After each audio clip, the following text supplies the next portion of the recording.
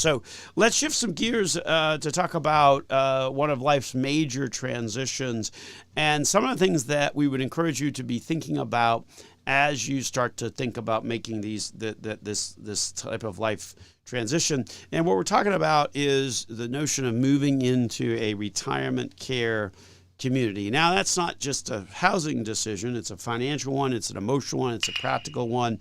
And the right planning can certainly reduce stress and protect your assets and build some real confidence in that next chapter of life. So if you or someone you love is considering transitioning to sort of an independent living or assisted living or a continuing care type of community, this section of the program is certainly for you. And obviously the best time to prepare for that transition is before the final decisions are made. So we've got like 8 key points that we're going to talk through during the rest of the program as to things that you can do to make sure that you are financially ready for that type of transition. And of course, the first one, we would say, well, before you can decide to make that transition, you have to take a look at what your current financial picture is, right? Because there are costs involved when you make this transition to a retirement care community.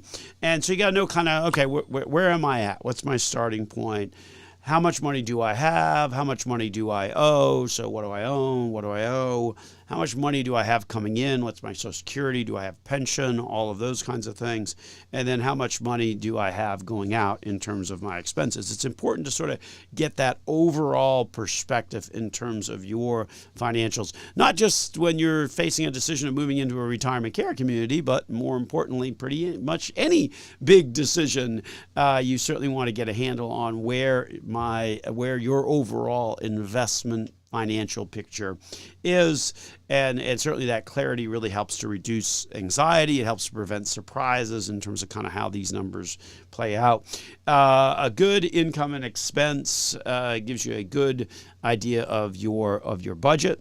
And then a statement of your assets and liabilities, also known as a net worth statement. Good to update that at least annually to sort of get an understanding of how that total financial picture is playing out. So step one, obviously, or point one, is to make sure that you review your current financial situation when you're looking at transitioning into any kind of a retirement care community.